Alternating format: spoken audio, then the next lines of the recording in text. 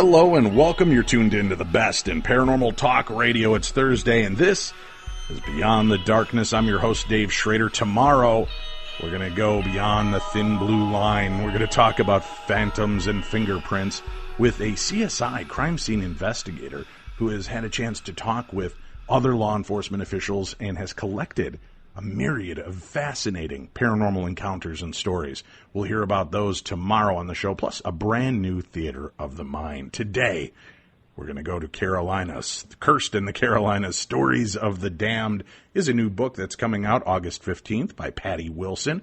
And fascinating topic, fascinating title of the book. Patty Wilson was born here in the United States, lives in central Pennsylvania with her 3 sons. She's been a writer for 30 years and has around 19 books to her credit. She's written about diverse subjects, including Pennsylvania, West Virginia, North Carolina history, folklore, and the paranormal. She's here with us this evening to talk about the brand new book. Patty, thank you so much for being here. Well, thank you for having me. I appreciate it. What a fascinating topic, Cursed in the Carolinas. Boy, did that jump out at me when we were going through the list of upcoming books, and I knew this was something we had to cover on the show. Let me get a little bit of your background now. I mean, you've certainly been around historic sites. You were working for, tours in Gettysburg for quite a while. Are you fascinated more with the history or the paranormal aspect of these locations? Well, a little bit of both, and I have to be in truth in lending. My association with the Ghosts of Gettysburg is as a writer and storyteller with Mark Nesbitt. Most of my history studying has been in central Pennsylvania because I'm fascinated with French and Indian and colonial period, and I've lived in Old Bedford Village, which is a living history museum, and for a year and a half, and did storytelling there and stuff like that. But I'm totally fascinated with every facet of history, so I love that part of it. And you cannot divorce history and the paranormal from each other because that's what makes sense of it all. Well, that's an interesting statement. Well, talk to me about your own experiences. Did you have paranormal experiences growing up, or was this something that only happened once you started to unfold the annals of time and history in your research? Well, if you go back to my very early books, I do say that I'm as psychic as a box of rocks, and I said that because I didn't want anybody to know I was sensitive. I was brought up by a mother who was a domestic missionary in a very fundamentalist church, and my grandma could see stuff and hear stuff, and we had family stories forever. And I was always told, you don't tell anyone. So for the longest time, I didn't tell anyone. And then accidentally, we were at a site, Mark Nesbitt and myself and his wife, Carol, and I whispered something to Carol because the woman that they had brought to the site as a psychic was totally off the mark. And Carol looked at me with shock, and she said, you can hear him. And I kind of shrugged and said, no, not really. She said, oh, no, you can hear him. So Mark outed me on NPR and kind of took me down a different path than I had ever intended. So I'd had paranormal experiences my whole life, and the paranormal was woven into my universe, but I didn't want to admit it at the beginning. Now, you said you could hear. Are you able to see and hear spirits, or is it just something that if you're in the right place at the right time, you can pick up on things? See, that's the way I kind of work. I wouldn't say I'm sensitive, and I'm usually as psychic as a box of rocks myself. But you get into the right place, and you kind of become one with the location and the history of it. Is that how it works for you? Sometimes. It's different in different locations and with different spirits, and I don't know if it's because the way they can connect with me is different. I can sometimes physically with my eyes see them. More often in my mind's eye, if I close my eyes, I can begin to tell what I'm seeing in my head. Sometimes I call it the knowing, when you just know you know, but you can't explain how you know it. It's just suddenly there, kind of like the download on a computer. You hit a button and boom, it's all there. And I'll be in a site and working, and all of a sudden I'll just start a freeze, and I'll go, wait, and then it's like, oh my God, this is what I'm getting told. And then other times I hear. And sometimes I can do all three in the same evening, in the same event. Sometimes I think it has more to do with the amount of energy and how they think they need to communicate with us. And I've noticed that part of it, doing the multiple different things during an evening, the most when I've done readings, which I do not do for money and which I do not do for fun. If I do a reading for somebody, it's always need-based. They're struggling, they're emotional about something, or there's some unresolved issue that requires their attention, and so I'll do it for those reasons only. Why do these spirits seem to hang around such historic locations like this, Patty? I mean, you would think that they would want to go on to whatever is next, but they linger for hundreds and, in some cases, thousands of years in these horrific locations that were just filled with death. Why do you think they're still there? Well, I think there's a multitude of reasons. I think in some instances where there's not a historically painful event, it's because they liked the place and it means something to them. When it's historically significant, like Gettysburg or a battlefield anyplace else, a lot of times it's the trauma. My background is in psychology, and you can very clearly see when you're talking to these spirits, their trauma. You can't get them past that moment. You can't get them past the event. For example, there's a bridge called Burnside's Bridge, and it's in at a battlefield from Civil War. And every time you go to this bridge, I see the same young man. He has dark hair, and on the one side you can see the stubble and what have you of beard, but on the other side there's no jaw. He's just this open wound, and his eyes are so pleading. And I have stood easily a dozen times on this bridge and tried to explain to him that he can go. He doesn't have to stay here. He doesn't have to suffer, because there's no physical body. He shouldn't be experiencing the pain, but the emotional and psychological pain of this event has rendered him frozen in time, so to speak, and he's not able to get that connection that time has passed. I don't have to be here. Other times you can make sense of that with people. And I remember being in Gettysburg with Mark, and we were at the engine house, and we were talking to this man, and he said, I don't understand why you can talk to me and other people don't. And I said, well, have you noticed our clothes are different? I started rationalizing with him. And he goes, so I'm dead? And I'm like, yes, for a long time. And he goes, oh, then I understand what I should do. And he was just gone. So some of them are conscious enough mentally to make that jump, and some of them aren't. And those who aren't, I think they're stuck. They're stuck because their perception is that they're stuck. And so I believe very much that perception is reality, whether it's in the psychological realm, again, my background being in psychology, so whatever a person believes is what they live with, or in the spiritual realm, because again, I have seen it over and over. People believing that they can't leave a site, or telling me things like, I murdered people here, I can't go. And then we will start to rationalize, no, you didn't murder, you were a soldier in a battle, in the heat of a battle. And then I'll try to find ways to make them understand that there's a difference. Do they ever relate to you? Do they see the other dead walking among the area, or are they kind of isolated and just there? It depends on the person and the situation. Sometimes they are able to respond to others that are around them, and particularly if they're from the same time period. But then there's other times when they don't. And I kind of like the analogy of it, thinking of it as a book. So this person who's dead is on page 127, which is maybe the Civil War. And if he goes forward, that he doesn't exist because he died on page 127. So he doesn't see these people. But we can still see him because we can read further into the book. And then if you go to page 189, there might be a lady who lived in the house and died of a heart attack. She doesn't see the guy on page 127 because he didn't exist in her world. So that perception thing still comes into play. It is rare. There are cases. I know at Mark Nesbitt's business, there's a spirit there by the name of Mrs. Kitzmiller, who owned the property probably the longest of anybody. Now, Mrs. Kitzmiller is very conscious of what's going on in this world today, very opinionated, and she's more than willing to say it on EVP. And she's aware of the spirits that are there that have died in that house, and she will talk about them. But that's the exception, not the rule. That's interesting because that's a lot of how I've described what I believe is going on in a haunting as well, as though it's pages in a book. They're all in the same location, from start to finish, and every page is its own story. And sometimes those stories can bleed through and sometimes they can't. So it's really interesting to me to hear somebody else kind of mirroring that thought process. When they're battlefields and the people died together, do many of them hang in clusters together, or again, do they seem like wandering souls? Again, it's going to be a different. Back to Mark and Carol's.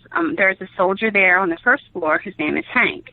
He died at some point in that battle. I don't know when, but he stays there alone because he was a sentry, and he believes he's still on guard duty. However, upstairs there's 3 Georgians, and we know that they're there, and we know that the Georgians actually had possession of the building, and those 3 men seem to stay together. And so I think it has a lot to do with maybe if you had a connection in this life, and if maybe you died together. In some instances, I've seen both on battlefields. I've seen people that just kind of go along all by themselves. I remember down in Virginia in one of the battlefields near the wilderness. There's like 5 battlefields down in that area. And Mark took me there, and I didn't know where we were going. And he just said, describe what you see. And I remember being breathless because I had as my benchmark the Battle of Gettysburg. It's the worst battle that anybody could live through.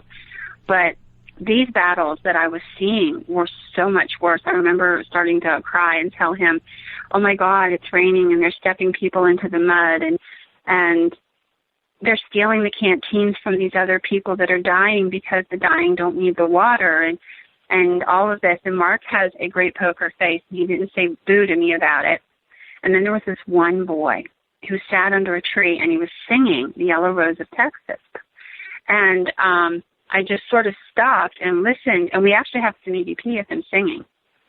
And all these other people were around him, but all he wanted to talk about is, could he leave now? Because that's where his mom and dad were going to settle after the battle, and they had written to him that, we're moving to Texas, and we will tell you where to come when you get free of all of this. And he was still waiting to get free.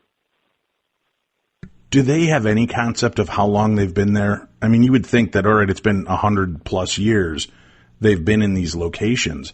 Do they ever talk about the relevance of time, or is it the Hollywoodized version that to them it's just moments, but to us it's been 150 years? Again, it's a perception issue. Some of them, like Mrs. Kitzmiller, is very cognizant of time.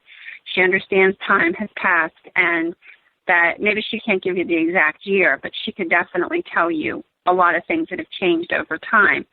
Others, sometimes you have to point it out to them. I remember being at a battlefield, also it was in Virginia, and there's a country club that sits on this ground now, and they're having haunting issues, and we had to get a calendar and show the boy the calendar and say, can you see the numbers? Can you read? And he's like, yes, I can read. And then when we showed him the numbers, he's like, you're not lying. It's really true.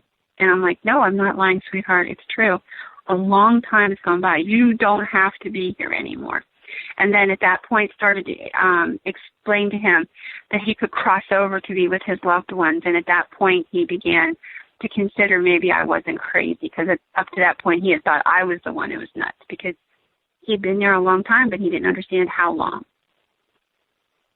Do you ever find yourself in positions there while you're walking among the dead that you will encounter otherworldly presence, dark presences, things that don't seem to have ever been human in nature, walking among the dead as well?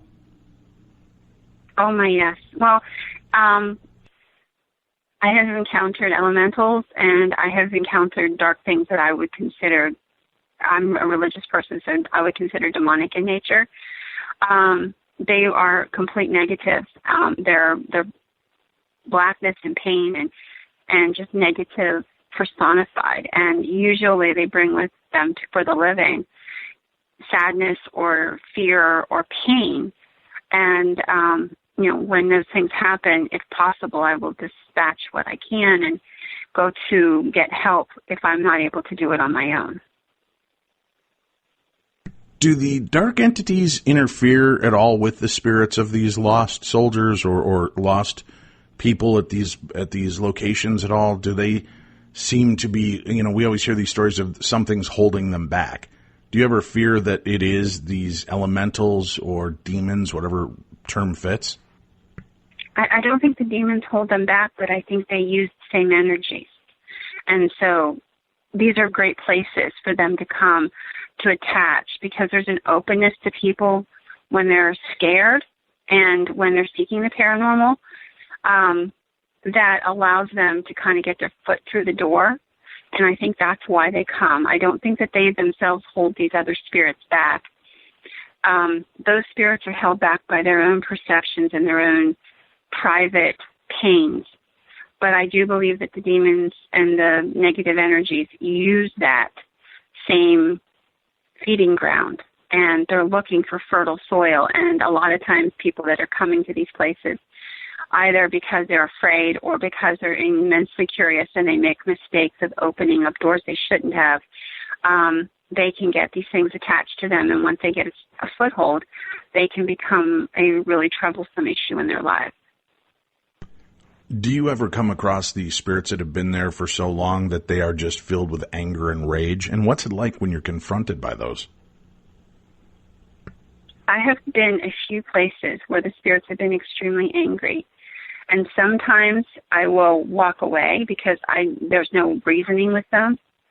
And I'll just say, there's nothing I can do for you. I can't deal with you because you won't listen. Other times you almost feel like psychically they're pummeling you, beating you down. And for your own sense of safety and protection, you have to go out of that area. I will often say to them, which is puzzling to them, it stops them most of the time, and I will say, I will just pray for you. And when I say that it's like somebody slapped them in the face. Some of them will rage, I don't need your prayers, God's not real. And then others will stop and just sort of freeze, like it just dawned on them that, somebody's showing compassion, maybe the first somebody in quite a while. So it depends on the particular entity. But if they're not demonic, I will say to them, I will pray for you. And sometimes that's enough to at least rock them back on their heels, and they'll back up. Well, let's start to talk about the new book, Cursed in the Carolinas. What drew you to this aspect of history and opening up to discuss this? Well, there were several things that interested me about it. The first thing you should know is that this is a book in a series of books. Mark and I wrote Cursed in Pennsylvania. And when I saw that the same publishing house was going to do Cursed in the Carolinas, I kind of stuck my hand up and went, ooh, please let me do it. And they're like, why? You live in Pennsylvania. And the short answer of it is that I spent about 4 or 5 years in North Carolina, not living there, but traveling back and forth, working with the governor's office and the state historian, documenting history and hauntings in the state, and also working with Rhine Research Center for 2 years on learning what people in the ghost hunting field do, because, they do psychical research, and they wanted to know what do people like myself do. And so I have a great love and respect for their history, and boy, did I know stories. And so I'm like, oh, wait, please let me try. And they're like, well, make an outline and see what we can do. And when I made the outline, they obviously liked it enough that they decided it was worth their time. And so we began to put together the book. Well, talk to me about the idea of cursed to begin with. When you refer to a cursed Pennsylvania or cursed Carolinas, what exactly is your definition? Is this just something where a lot of bad things have happened, so hence we call it cursed, or are they locations where curses have been known to have been put upon these areas or these people? Well, I think when I started, I thought I'm from Pennsylvania, and we have the Brockers and the witches and all that stuff that came from the Amish and what have you. So I thought curses were like the evil eye, I curse you. And they sometimes are. But I came to realize that there are places that are cursed. There are people who are cursed. There are people who curse themselves. And that all of these things come into play depending on the place. And as I was working through the first book, I was amazed at the amount of ways people can be cursed. And then so when I got to this book, I kind of understood it a little bit better, and I write about that in the opening to the book, about my journey from, I curse you, to, oh my gosh, your actions cursed you, your evil part cursed you, those sort of things, or history cursed you, or different ways of being cursed. And now, how many of the cursed books have you been a part of? I have worked on 2. I wrote Cursed in the Carolinas by myself, and Mark and I wrote Cursed in Pennsylvania together, and I know Mark's working on, I believe it's Cursed in Virginia. Well, let's talk about the Cursed in Pennsylvania, since we've been talking about Gettysburg and all that area anyway, and then leap into the Carolinas for the new one. Tell me about some of the more fascinating curses and stories that you have in that book. Well, I know Mark had told a story in the book that is really interesting about the Devil's Den area. And everybody knows about, of course, the battle, then what happened there. But what people don't realize is that area was already cursed by another battle. There was a huge Native American battle down there. And it was every bit as big and as bad as the battle that we think of as the Battle of Gettysburg, because it was a Native American battle. There were literally almost as many arrowheads found as there are mini balls and bullets and what have you. So it was really interesting to me when I was reading through that to find out that that this was a place that was cursed to seem to have battles over and over again. Why would you think that, though? I mean, why would a piece of land seem to have such negativity attached to it that it would just continually be the site of bloodbaths and carnage like that? I honestly don't know what it is that draws negativity to it. Is it because of the ley lines, the way it looks? I don't know. I honestly don't know the answer to that. But I would say that there are places like that. I know of at least a half a dozen such places. And if I were talking about another story from the book, I would say the story of Reuben Rock is by far my favorite story out of the book. In a lot of ways, because it's documentable. It happened during World War II. And there's just no question whatsoever that this story is a true story. It was in the newspapers of the time. If I might, I will share it with you. Yes, please. We'd love to hear it. Okay.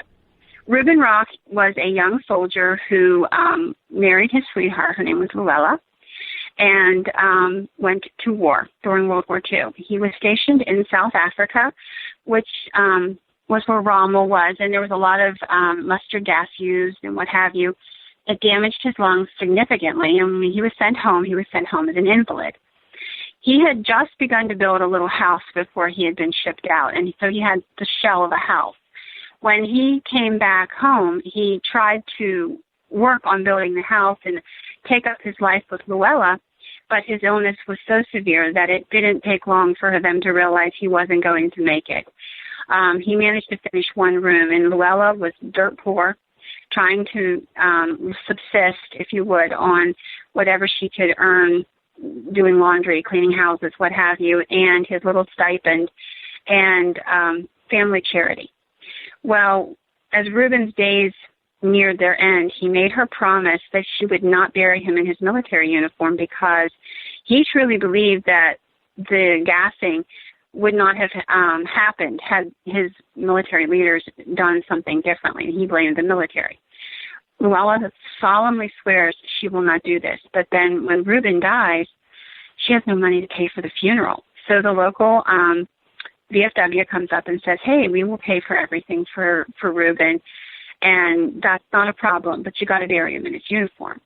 And you can imagine the heart tug this must have been for this young woman to have lost her husband and all of this, and now to have to break her last promise. But she has no choice, so she buries him in his uniform.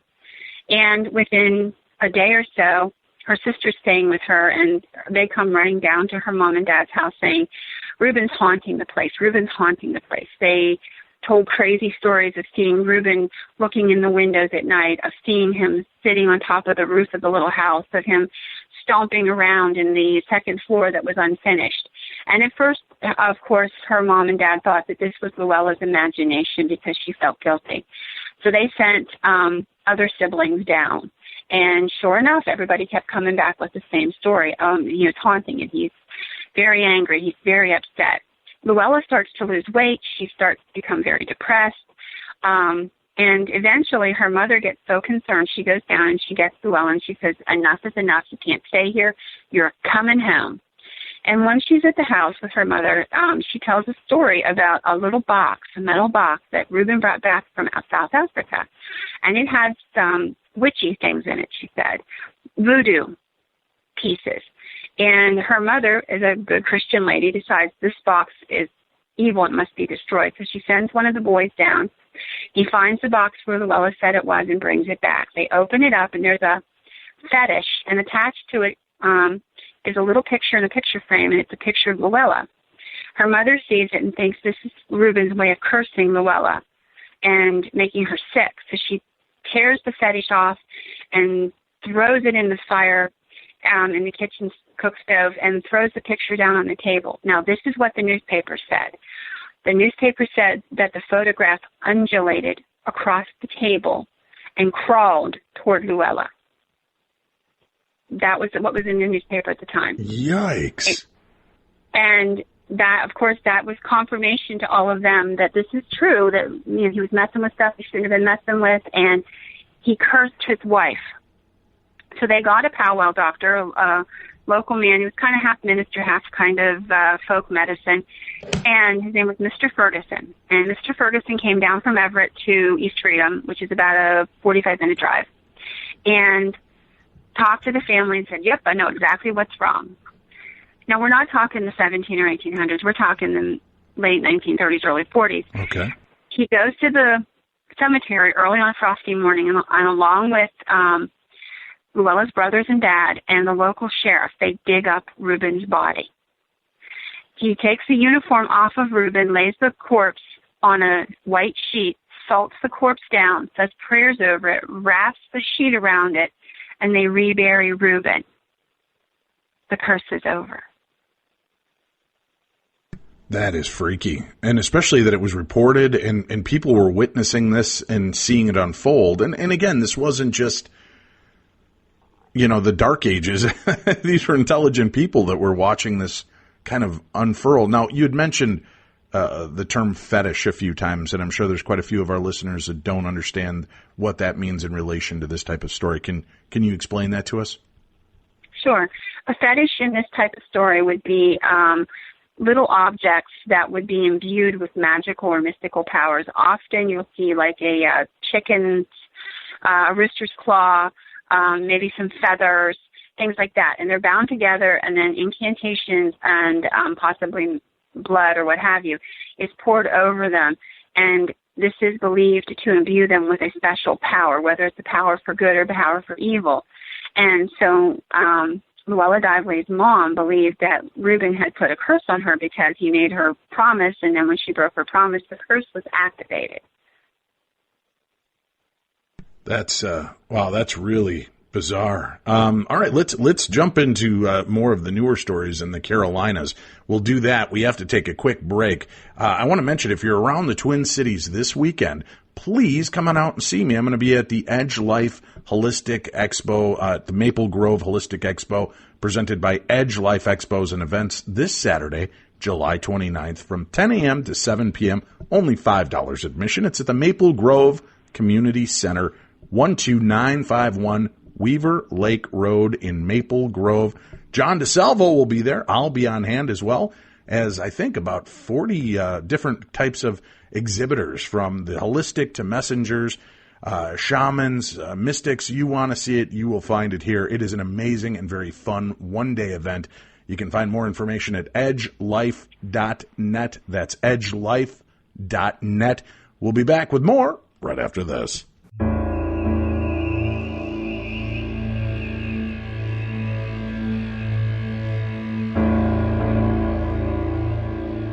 Beyond the darkness.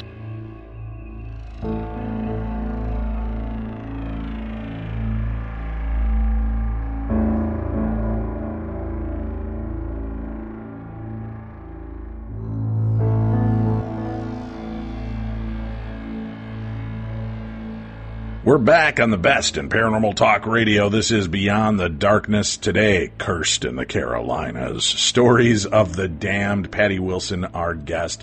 Let's get to it. We've been teasing them for the first half an hour of the show. Let's get into Carolinas and some of the stories that you put together for this book, Patty.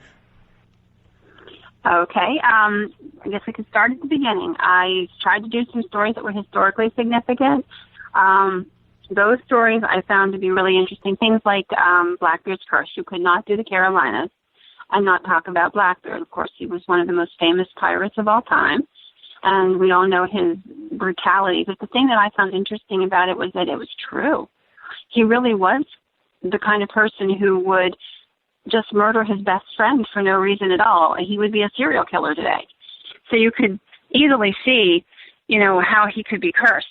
And there's a wonderful, I guess, in being respective, story of him murdering one of his best friends. He had a mistress, and the man was at a party with the mistress and Blackbeard. He thought that Blackbeard thought that this woman was being too flirty and that this man was being too receptive. So he met them on the staircase and cut the guy's head off right there. It rolled over to his mistress's feet. I'm sure she screamed, and at that point he cut off her head. Yikes. So he had no compunctions whatsoever. Killing people was second nature to this man. He really was as brutal and bloody as we think he is. And, so maybe he didn't have the heads of all of his ex-wives in a closet, as in the story of Blackbeard's heads, but most certainly he was a very brutal man. And there is a place called Titch's Hole, which Edward Titch was actually Blackbeard's real name, and people see his ship forever sailing out of there as though he's cursed to never cross over into the other side because of his evil acts. And it is an amazing story when you read about it, all the things he did and how he came to be where he was. And then interestingly enough, when he died, he was actually killed by the British government. And the officer who killed him cut his head off and for weeks had it on a pike at the head of the ship. So everybody could see that he was the one who killed Blackbeard. Now, how long was Blackbeard's reign of terror? Was it a short span, or was it actually quite long? It was actually fairly long, comparatively. I'd say about a decade and a half to 2 decades. And nobody really rose up to just stop this guy? I mean, if he was that villainous, you would think that, or I guess maybe it's one of those legends like the Batman, right? He's just so legendary and frightful, people refuse to even think about confronting him. Well, he used fear really well. First of all, he was a privateer, which was basically there was the French and the British were at war. This was British territory. And so the British would pay British ships to become pirates and raid the French ships. The French did the same in reverse. So he actually grew up as a cabin boy on a British ship that was a privateer. And when he got old enough, he killed his commander and stole his ship and became the commander of the ship. So he started out as a teenager killing. And, there was a lot more brutal times, so a lot of people killed. But then he realized that fear was a great motivator. And so the stories about him having fire coming around his face, what he did is he would take cannon fuse and weave it through his beard and light it. And so he had to look ferocious with this, fire spouting around his face. It was terrifying. And anybody who bucked him, he killed them or tortured them. So very quickly it became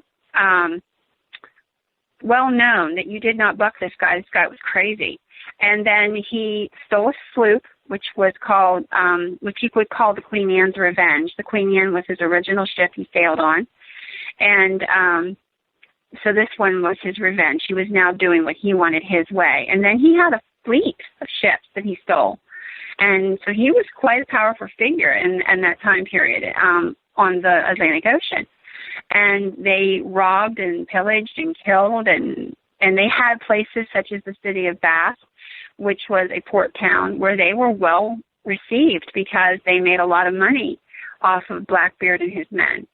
And so he had his own cadre of places he could go where he was safe.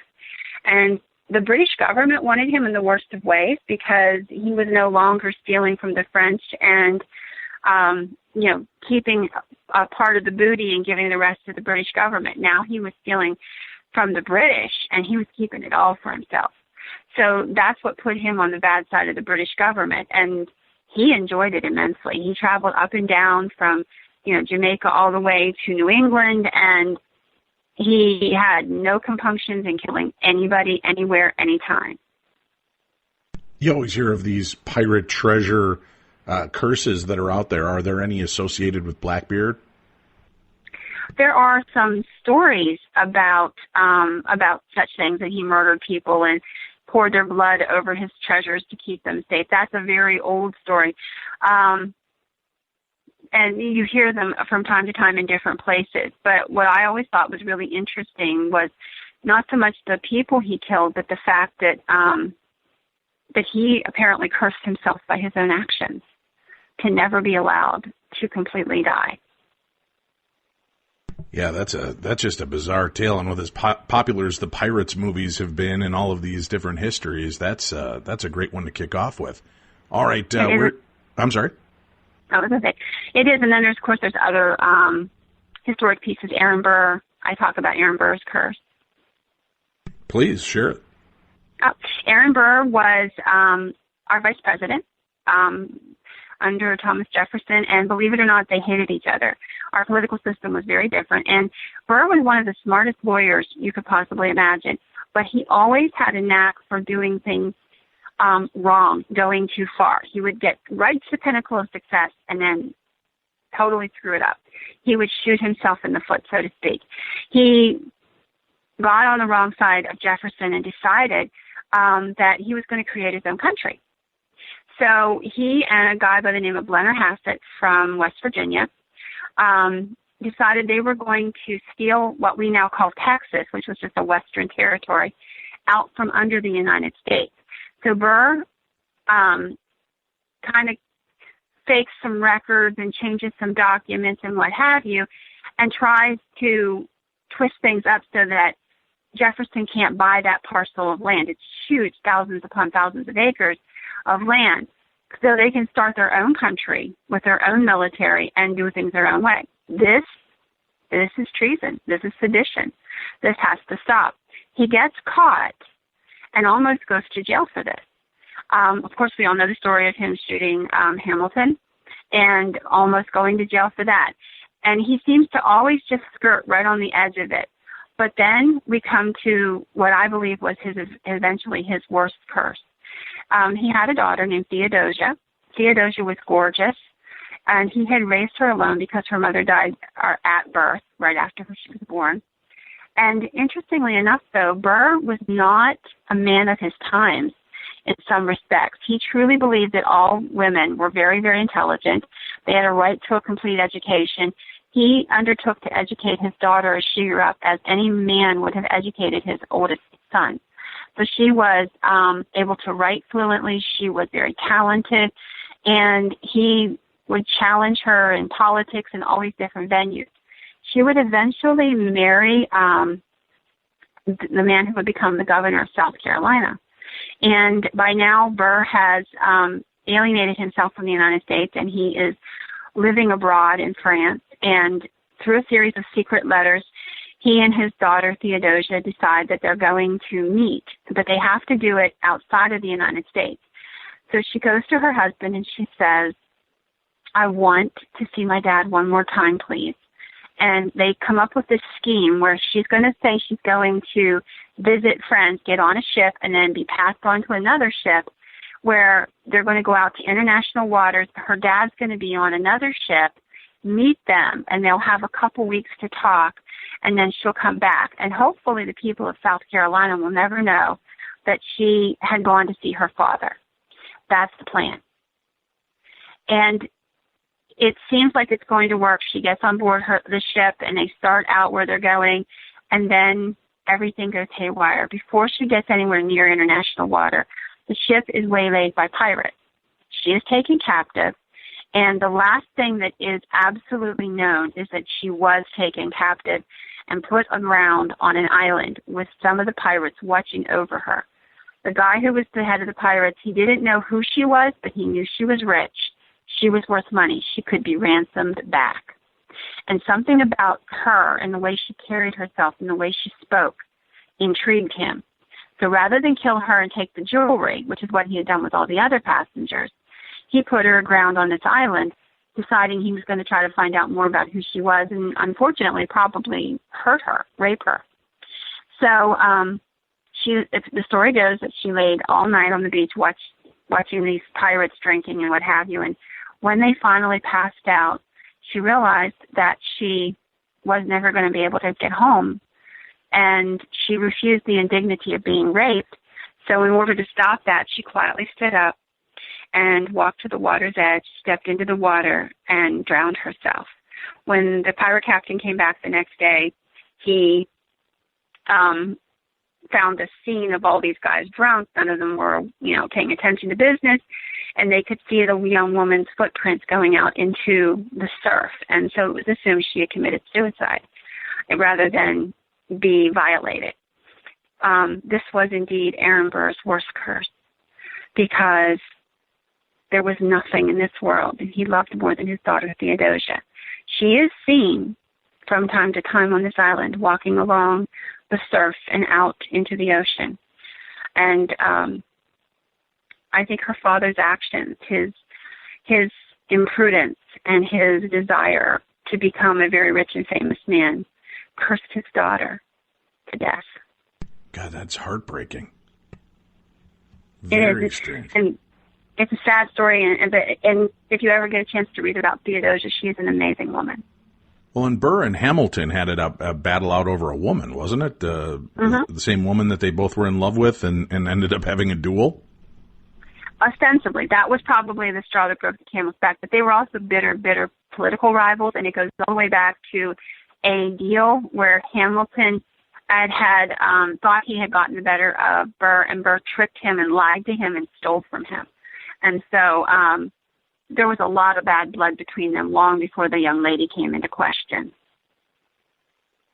All right, boy, that is a heartbreaker. Do you have, are there really scary curses? We've heard of the curse of Tutankhamun and some of these other curses where people seem to just die in droves, according to what the history is. Is there anything like that seems to stain Pennsylvania or Carolina? Carolinas. I can't tell you that I know of any curses where anybody who goes to this place, they're going to die or anything like that. But what I can tell you is there are some kind of scary curses. In the Carolinas book, I did one story that's called I Could Slap the Life Out of Her, and it's based on a plantation down there that was a slave plantation. And the story goes that there was an old woman who was a servant in the house. She was an African-American woman, and she was very beloved by the family. And when she got very old and sick, rather than sell her, do away with her, what have you, the slave master decided that he was going to put her in a little cabin near the house and have one of the other younger slaves, a woman by the name of Sissy, come in out of the fields and take care of this old lady till she passed away, because she was very beloved. So Sissy is thrilled to come in and do this, and it's the least work she's probably ever done as a slave. The family has to go away for some time, and so the slave owner leaves everything in the plantation manager's hands. And every day, all Sissy has to do is cook for the lady, make sure she gets to the bathroom, that stuff. But she's lazy, and she's mean, and she's spiteful. And she doesn't really like having to serve this old woman. She doesn't understand why she should have to do this. This is her time to be young and pretty and flirt with the guys and all this stuff. And the old lady would sit there, and as friends would come by in the evenings, talk to her and stuff, she'd say, I hate that girl, Sissy. I could just slap the life right out of her. And she'd tell them about whatever indignity, like she didn't feed me today, or she wouldn't go and get me water until 2 o'clock in the afternoon, or whatever it was that was wrong.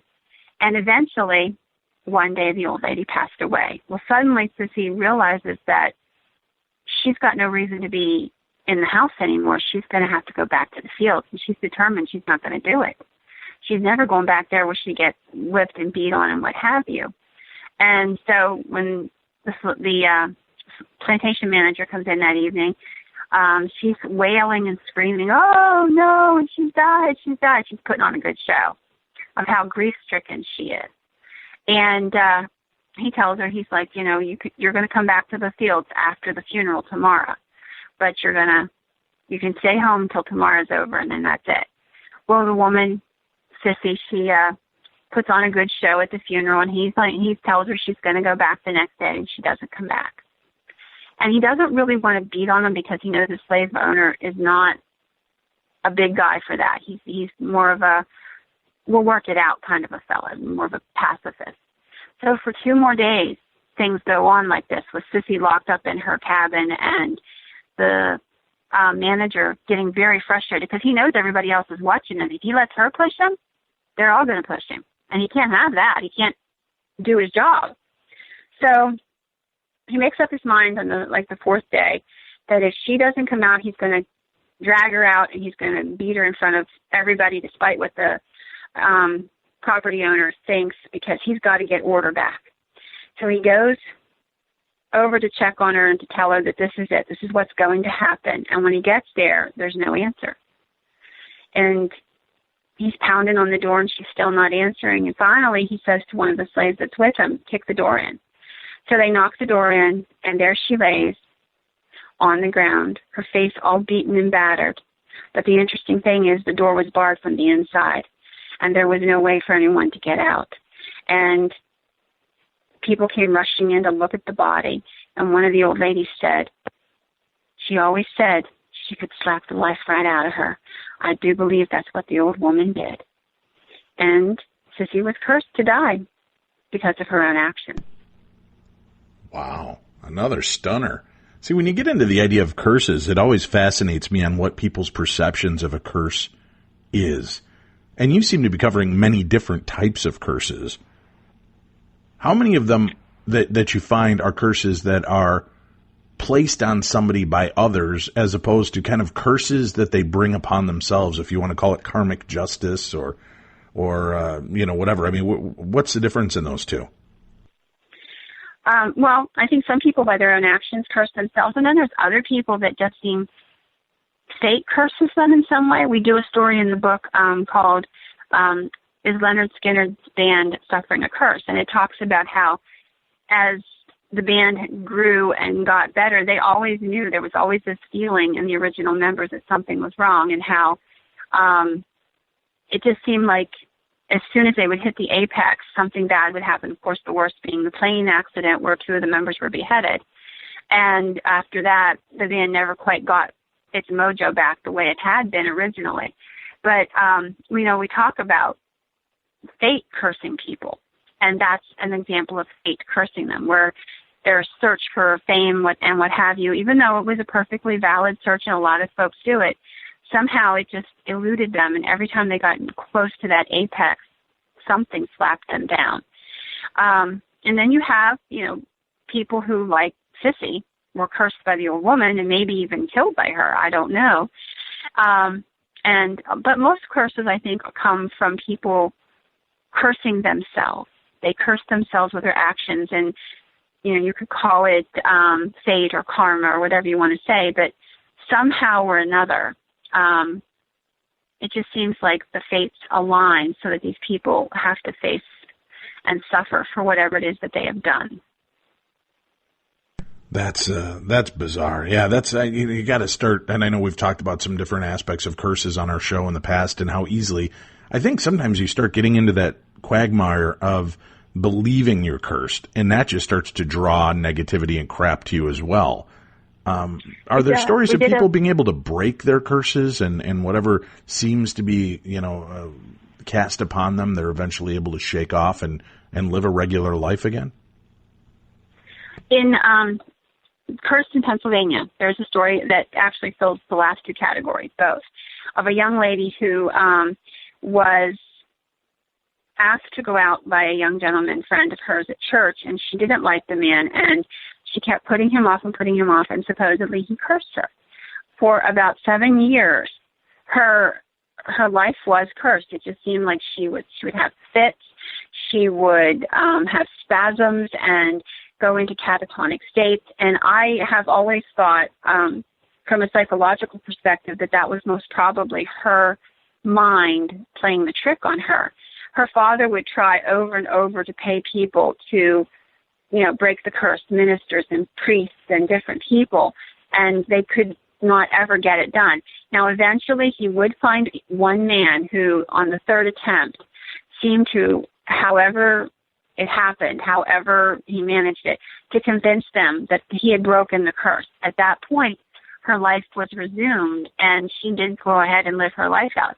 But, of course, she did pay a price, because whether she was really cursed by her own beau or whether she cursed herself by believing she was cursed, she lost years of her life. She lost the happiness and the love of the young gentleman she wanted to marry.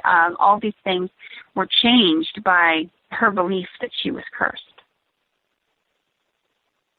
The idea of a curse and how they're placed upon people, I mean, it's always fascinating to me, right? Is somebody angry at you, casting aspersions on you? You said the fates might have cursed you, which, again, seems strange, right? Unless there's some kind of karmic backlash for other things you've done, it would seem like, why would you be brought to these points and then, horrible fates would befall you? You look at how many of these celebrities fall under the 27 Club, all these musicians, and that really does make you start to scratch your head and sit back and question things, because there is an inordinate amount of musicians who've all died by 27. Now, I understand that musicians live kind of a loose, crazy life filled with drugs and alcohol and stupid antics, but still, there's a lot of life between 17 and 30, a lot of years in there that people could drop dead, but 27 seems to be the most powerful, and it makes you wonder if there is some kind of contractual agreement for fame at times. Is that a curse?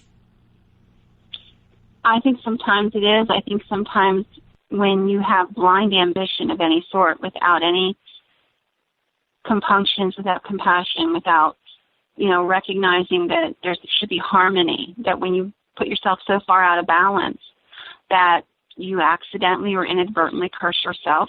And if you look at these people who died, their pursuit of fame becomes the only reason that they live.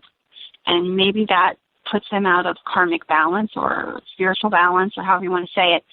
But most certainly it does seem that 27 is a bad number. If you make it past 27 as a young musician and a famous one at that, you're a very lucky person sometimes, because there's a huge amount of people who have died at the age of 27, and some of them very mysteriously, some of them not, drugged. I've actually just read a story of a young man who was a singer, and he wasn't into the drug scene in more than normal and what have you, and he didn't really just die. He just disappeared. He just ceased to be. Nobody to this day knows what happened to the young gentleman.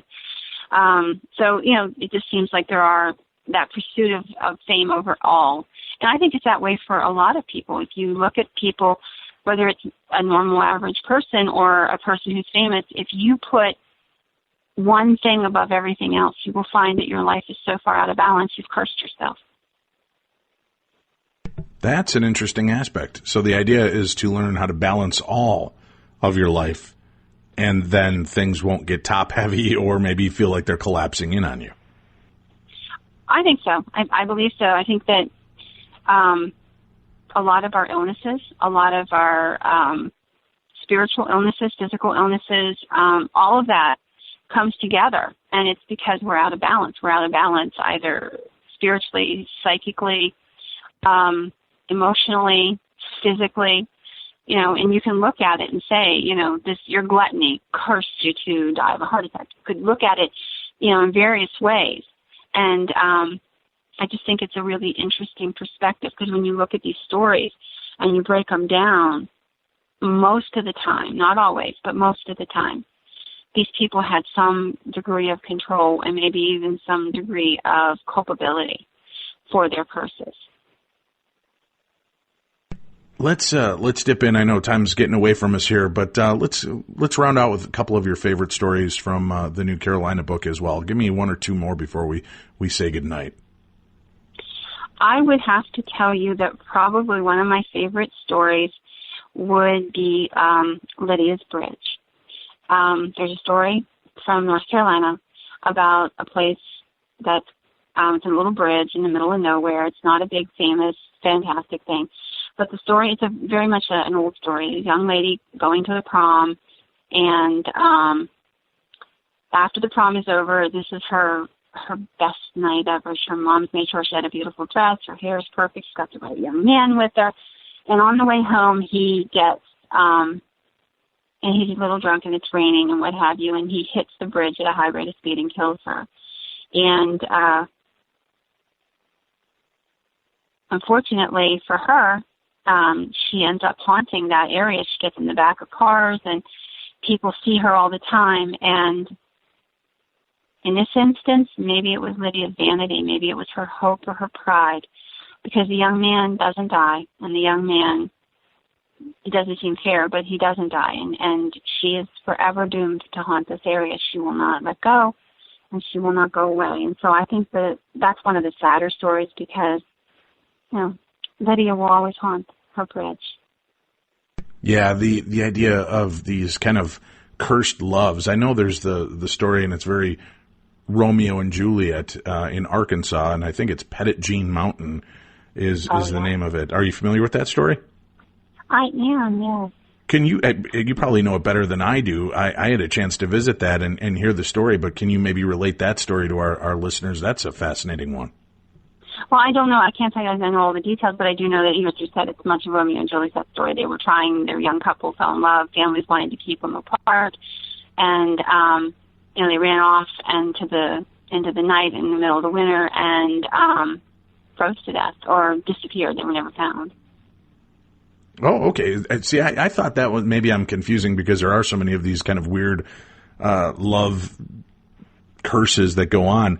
I had heard that, and again, maybe it's from a different location that'll jump to your mind quicker than mine. She had been waiting for her love to return. He didn't, and she threw herself off the mountain and died, and he showed up shortly thereafter.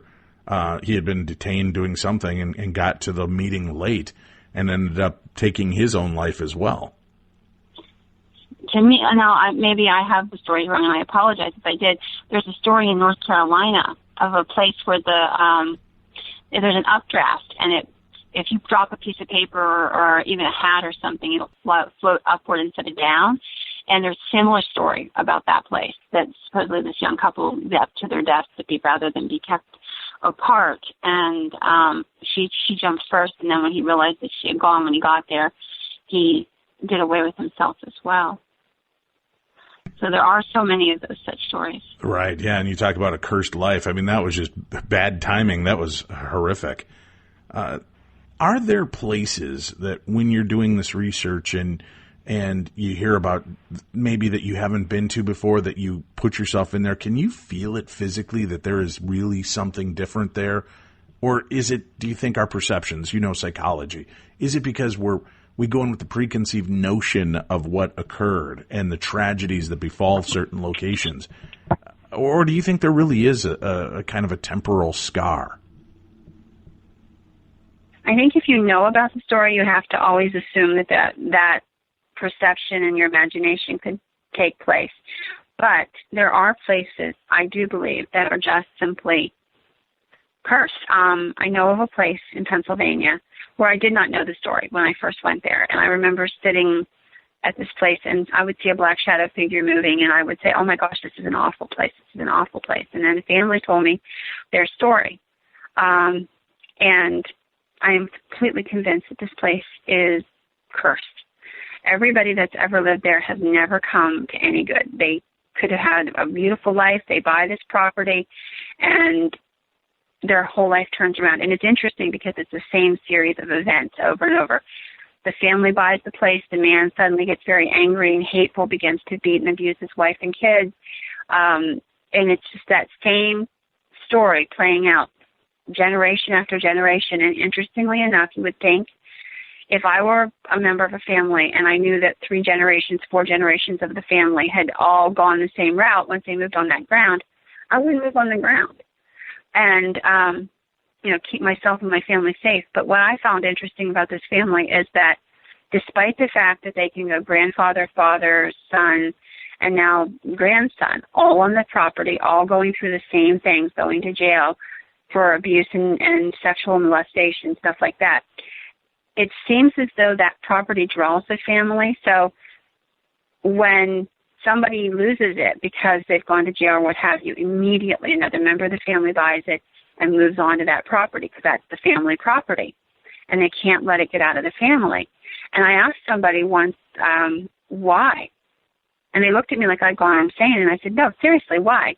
If I knew that everybody in my family that lived here had been in pain and had changed personalities completely and were just not, it was miserable, why would you buy a place where everybody is miserable? And they're like, I don't know. I just feel compelled that I have to hold on to it.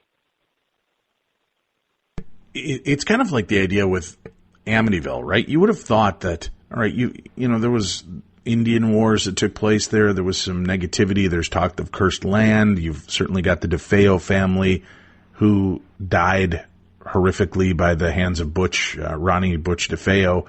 Then the Lutz family moves in, and they're moved in and moved out in 28 days and leave everything behind them, having this kind of horrible thing. But then nobody's ever reported anything since then.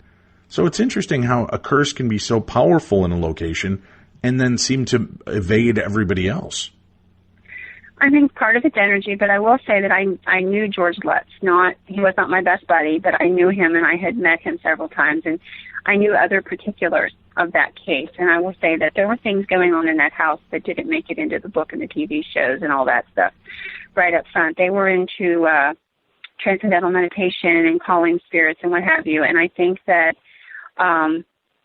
very possibly they drew it into them because they were so interested in opening themselves up that they made it stronger and gave it the energy to manifest much more strongly than it would for anybody else.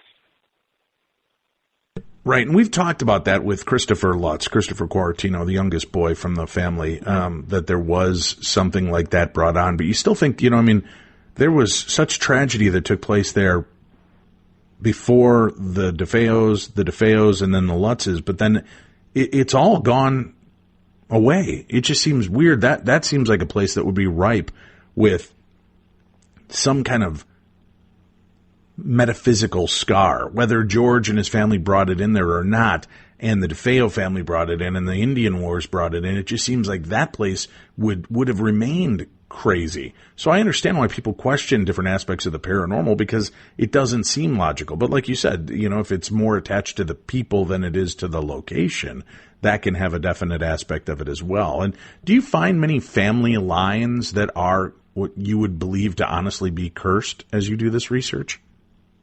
Well, of course, there's some famous ones. There's the Kennedy family, where there supposedly is a curse and has been a curse for many, many generations, that the strongest and the brightest of their young men will always die young. And that's an old, old story. I will tell you, I believe that there's more haunted families than there are cursed families. I've seen a lot of that. In fact, I have a little bit of that in my family. Oh, really? Please, would you mind enlightening us a little bit about that? Sure. We called him the Zoot Suit Man, and I actually talked about him for the very first time in Kirsten, Pennsylvania. When I was growing up, my mother never, when she was a missionary, and she never talked about spooky stuff, and it was not a very popular topic in my mother's home. So I didn't know much about it, but when I was about 19 years old, we moved into a house. It was an old farmhouse outside of a town I grew up in, and I started having these horrible, horrible nightmares, and it was the same nightmare every single night. I would be going down the stairs. It was a boxed-in staircase to go to the basement to fix the fire in the wood stove. And when I got back up the stairs, I would feel like somebody was watching me from the foot of the steps. I would turn around, And I would look down there, and I will never forget this face as long as I live. I would see a man standing at the bottom of the steps. He had a half cape on. He had a large slouch-brimmed hat, and his head was down, so all you could see was the crown of the hat. His one hand was in his pocket, and he had a gold watch chain and fob. And it looked like, I learned out later it was a zoot suit. It was a blue and white pinstripe zoot suit on him. And he would slowly raise his face, and when I could see his face, it was horrifying. He had blonde hair, and you knew in your heart that at one point he had been very, very beautiful. But now all you could see was rotted skin, and it was just awful. And his eyes glowed red. He grinned at me, and I took off down the hall in my nightmare. I'd get in my bedroom. We had a deadbolt lock on the door. I'd slam the lock shut, standing there in the dark, and I'd turn around, and there he was. He'd have a knife in his hand, and I would always wake up screaming when the knife would hit my left shoulder, in between the shoulder, the little hollow of the shoulder there. And I would feel the pain, and I would come flying up out of bed screaming. And this went on for weeks and weeks and weeks. And finally, one day, I said to my sister, who was 4.5 years younger than me, "Have you ever had any nightmares in this house?" And she said, "You mean about the guy in the funny suit?" And I'm like, "What guy in a funny suit?" And so she begins to tell me her version of the dream. And the upshot of the story is, in her version, she sees him as a doctor, and there's a little boy laying in a bed in her room, and at first she thinks she's sort of standing in the background watching. She thinks this man's coming in to help the little boy, and all she can see is like a silhouette and the side of him. And he goes over, and then he starts to kill the little boy, and when she screams and he turns around and grins at her, he's the exact same person. Rotted face, blonde hair, watch fob, the whole 9 yards. So finally I said to her, I said, "Oh my God, I think you and I are dreaming about the same guy." And I said, "We're going to tell Mom." So when my mom came home, we told her about it, and she poo-pooed it. And she's like, "This is what happens when you read too many ghost stories, Patty, blah, blah, blah." And she kind of blows the whole thing over. And then about an hour later, she says to me, "Get a set of sheets and come up to my room. You're going to help me make the bed," which I had never helped her make the bed since I had, grown up. And so I go get the sheets, though, and I go upstairs, and she shuts the door, and she says, "I need to talk to you." And I'm like, "Why?" She says, "Did I ever tell you about whenever I decided to become a missionary?" And I said, "No." And she was 17 years old. She was kind of on again, off again about, that kind of a commitment in her life. She volunteered to watch some children at a local house overnight for a couple nights for the family while they had to travel for a funeral or something. And the old houses in central Pennsylvania, I don't know if they're this way other places, but a lot of the old houses have bedrooms where you have to go through one bedroom to get into the second bedroom. It's usually a big bedroom, then a little bedroom. And she was sleeping in the inner little bedroom, and she startled awake with what she thought was fire. And her first thought was, "Oh my gosh, the house is on fire." She could see the flickering. And she sat up, and standing at the foot of the bed was the same figure that Georgie and I, my sister and I, had seen. And he stood there, and he said, "You're not going to be a missionary. I won't let you." And she started to pray and cry. And he just sort of circled the bed, talking to her, telling her that she was stupid and she was foolish and she was not strong enough to be a missionary. Going on, and she said, "I could smell the burning, but there was nothing on fire." And this went on for several minutes, and finally he yelled at her and told her to shut up because she just kept praying and praying. "Shut up." And the final thing he said to her is, "If I don't get you, I'll go through your children." And she had never told anybody this story in all those years because it scared her so bad. And then he had disappeared, and she jumped out of bed, checked on the children, and then locked herself in the room with the boys that she was babysitting and wouldn't sleep in that room again the whole time she was there. And when I described the figure that my sister and I were seeing, it was the figure she had seen at the foot of her bed 30 years earlier. That's creepy. You officially gave me goosebumps during that talk. What a freaky, deaky creature this was to begin with. Any idea what you guys were up against? I honestly believe it was a demonic. And I will tell you, two of my sons have seen it as well. No. I have my oldest son, when he was 13, began to get really freaked out about sleeping in his bedroom. It's a brand new house. We built it. And he would pile pillows up all around him. Like, all of a sudden, all the pillows were disappearing out of the house, and they were all in his room. And I'm like, okay, Dan, you got to give me back pillows. We all need pillows. And one night he said to me, I'd find him sleeping on my floor. I'd find him in the kitchen on the floor. And he finally told me that this figure with the rotting face and the funny hat and the rain cape, and he had a gold watch chain, Mom, and he would walk around the bed. And he said, the crazy thing is, Mom, he walks through the wall to go all the way around the bed and just circles me and pokes at me and grins. Well, my ex-husband, his father, thought I was crazy. When we first split up, my oldest son decided to stay with his dad. And one night they're kind of arguing back and forth. There's a lot of stress in the house, and they're arguing. And my oldest son goes into the bathroom. He's 14 at the time. He comes out. He goes across the hall to his bedroom. His shadow goes with him. A second shadow peeled off the wall, wearing a hat and a half cape. You could see the silhouette. And it followed him into the bedroom.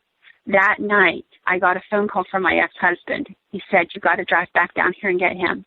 Get Danny, get him out of here now. And I'm like, why? He said, I'm not going to tell you till you get down here. This was not a happy, amicable relationship. I was really scared, but I was more scared something was happening to Dan. At 1 o'clock in the morning, I pulled into their driveway, and they both met me. And he admitted, my ex-husband admitted for the first time, I saw the thing. I saw the damn thing you saw. No kidding. So even in this not very comfortable relationship you two were sharing, he was willing to admit that this was real.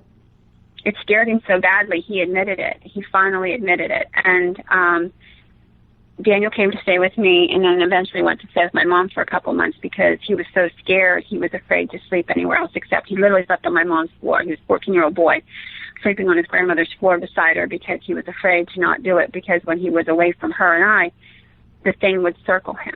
And then my little boy had nightmares, really bad nightmares. And we went to Gettysburg, and there's a ghost in the Cashtown Inn who is particularly fond of us. And he literally said to this ghost, his nickname is Sarge, while he was staying there, he said, please don't let the thing come and get me while I'm here. And he said every night he dreamt that while we were there, that Sarge was at the foot of his bed. And he said, I could see the thing in the distance, Mom, but it wouldn't come near Sarge. And after that, for some reason, it left him alone. Now, my youngest has never said anything, but I do believe whatever this is has tried to fulfill its promise. If it couldn't go through my mom, it would come through her kids. You would think that, especially being a missionary, there'd be some general protection that would be afforded to you and her family. Why do you think that this being is with you? Do you think maybe it's something that has been with the family before this lifetime as well? I don't know about before that. And my grandma never talked about it, and she would tell stories because she was sensitive. But honestly, being a missionary or being religious or being spiritual doesn't give you special protection. It puts a bounty on your head more than anything, because the devil doesn't mess with what he already has. He only wants to go after what he doesn't. That's a hell of a story. What are you doing now to try to protect you and your family? Is there anything that you found that works to stave this thing off? Prayer, faith. I mean, if I haven't seen it in a lot of years, I know it's always out there. I work some demonic cases, but I will tell you that I have more faith than probably anybody you'll ever meet, because I truly believe that without God, that thing would have sway in my life. And I'm not like super religious, go to church every Sunday, but faith, prayer, talking to God daily, every day of my life. And I know that I couldn't keep it away if it wouldn't be that God was helping me. Well, that's a good, cheery way to leave the show here, Patty. Leave everybody with some chills up and down their backs for the evening. If any of our listeners have encountered this being, please email me. I'd love to hear what happened to you, and I'll pass those stories on to Patty as well. We wish you a lot of success with the new book, Cursed in the Carolinas, Stories of the Damned. Do you promise you'll come back with us when you have another book? I absolutely do promise, and I actually have 2 books on the way, so I'll look forward to it. Excellent. What can we expect next? What will the next 2 books be about? Well, the first one, and it's going to sound silly, but in the title I chose to be provocative. It's called Paranormal Porn, but it's about sex and the paranormal in every facet, from people who court having sex with the dead to people who are physically attacked by incubus and succubus and what have you. And it came about because I was interviewing a woman who had been sexually attacked by a demonic prior to John Zaffis doing a series of exorcisms. And her story was so poignant of how hopeless she was and how helpless she was, and how she almost had herself committed to an insane asylum before the spunk inside of her kicked in, and she said, "Not crazy. I'm not crazy. I've seen the bruises and what have you. You know, I know that I'm not imagining this." And she went back and she started looking, and she found a friend of mine, Scott Morrow, and through Scott, she made contact with John Zaffis, who then went to Philadelphia and performed a couple exorcisms, which ended up saving her. And when I was doing the interviews with this woman, I could hear the fear, the pain, and the helplessness that was in her voice, and that's what sort of spurred me on to start to look at this field, because it's the part of the paranormal we don't talk about, or we laugh about it. But you know what? For some people, it's deadly real. Yeah, you had me at porn. That's going to be definitely a provocative title. And what's the second book you're working on? It's called The Vanished, and it's about people that just mysteriously disappear for no good reason. You know, for example, one of the stories is about a young man in Erie in the 1990s who came back from military boot camp, had dinner with 5 of his friends. All 5 of them piled into the car with him. He asked if they could drop him off at a party. They dropped him off at the party, and they watched him going up the stairs. You could see that there's, you know, a lot of people, lights, music, what have you. It's a party. Walks past people on the steps, talks to them. They see him get a hold of the door to go inside. They pull out. And the next day, his mother calls one of them, says, "Have you seen him?" And they're like, "No, we haven't seen him at all. He was at the party." So eventually, nobody inside the party saw him, but everybody saw him get out of the car. Everybody saw him cross the porch, open the door, and then he was gone. And just gone. Gone. That's unbelievable. Well, we're looking forward to both of those, so please let me know when those are out and available, and we look forward to talking to you at that time. Again, we'll have a link up. The book is Cursed in the Carolinas, Stories of the Damned. Patty Wilson, our guest. And remember, you've got to go try out the brand new Podcast One app. It is easier to use than ever. I love this app. We've been offering it to our listeners for a while. They got it. There was some bugs. They tweaked. They got it all right. It is now working fantastic. If you have not tried it, you can get it for both your iPhone and any Droid or smartphone devices. Just go download the free app for Podcast One, and you'll be able to keep up with the show that way. And I know you're going to absolutely love all the new changes. It's made it so much easier to use, follow, and to kind of bunch your stories, your shows, all the things that you love to do, and keep up with it. Plus, there's workable environments within it. So go check that out and make sure that you get your updated version of the Podcast One app. If you ever have problems with any of the shows and things are lagging or staggering, make sure you always go in and update to make sure you've got the most current and up-to-date versions of the software, because that's what often will happen as things start to stagger and act weird. It's because you haven't updated recently. So make sure you do that. And that's it for tonight. We'll be back again tomorrow with Phantoms and Fingerprints here on the best in Paranormal Talk Radio. I'm Dave Schrader, and this is Beyond the Darkness.